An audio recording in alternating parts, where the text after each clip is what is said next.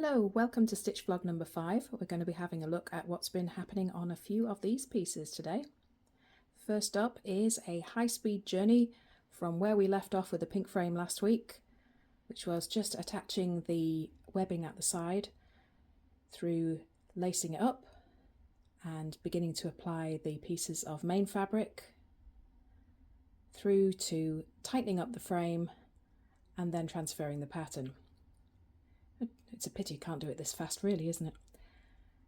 We'll talk a little bit about the fabrics that are being used here. The backing fabric is a dressmaker's lining fabric, nothing more fancy than that. The pattern asked for pongee, which can be either silk or polyester.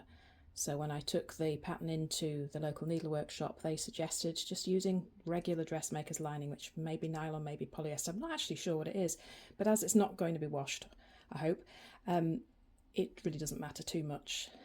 The pieces of main fabric that are on here are linen. They are the offcuts from shortening a skirt that I bought many years ago, but I'm not really into very long skirts and I wanted it just to be just below the knee, so a very experienced dressmaking friend, Janet, helped me to shorten that and gave me back the pieces so that I could turn them into something else, and this is where they are.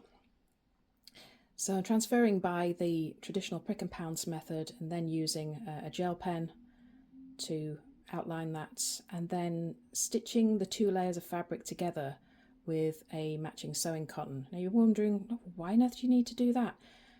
Well, sometimes the two layers can shift, even though they're stretched very tightly in the frame, but it's always a good idea to have them stitched together so that they don't slip around. And this is a very, very slippy, shiny fabric, the backing that we're using here, so it's important to do that.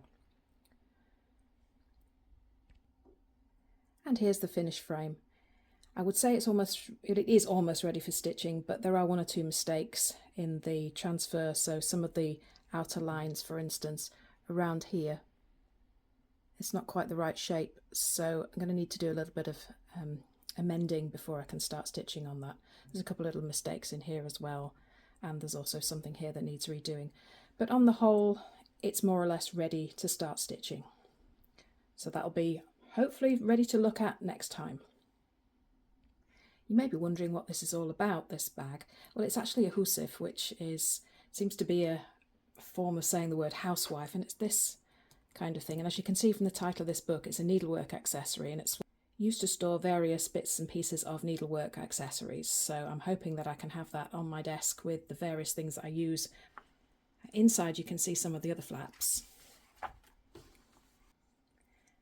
And this here, the daffodil one, is there. As you can see, I've changed the main fabric colour, so I'm also changing some of the flower colours to make them match better. So for instance, this other one that I've got done already was originally done in this quite vibrant pink, which is pretty much the same colour as my backing fabric, so I changed it for a lighter one.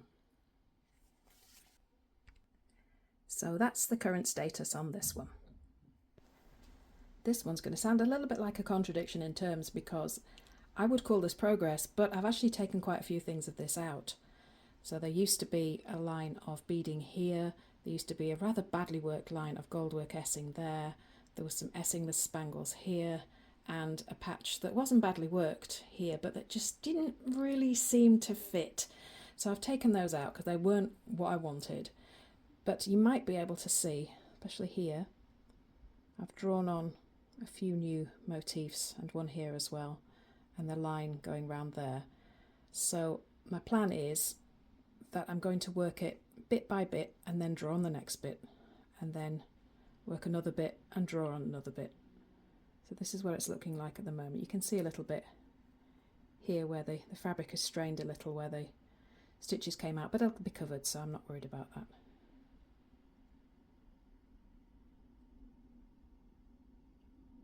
Real sparkler, isn't it? So this is what it looked like before the pieces were removed.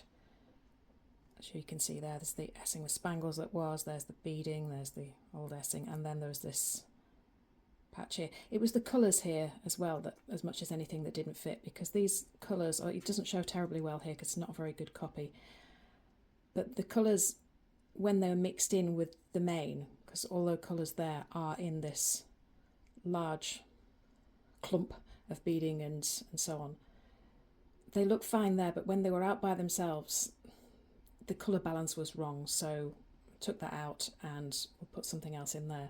Now this is how I tend to do a lot of my designing, just cut out shapes and then move them around, so it's fairly sort of, in a way, primitive and so on, but it works, and whatever works is good.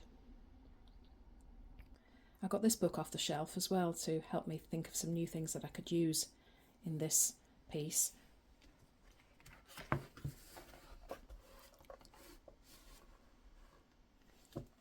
And some of these pieces here, particularly the things with pearl, they look really good, so I want to try those. And I also rather like the look of some of these things with leather, especially this one. We put pearl along the edges and then turn it round, so I'm keen to have a go on that and use it in this piece because it seems like the right experimental platform to do it on. So it's nice to be able to get some use out of this book, which I've had for a while. Okay, that is it for the week. There won't be a vlog next week, but it is FlossTube week next week, so hopefully there'll be something coming out. So thanks very much for giving me your time today, and have a good weekend. Bye everyone.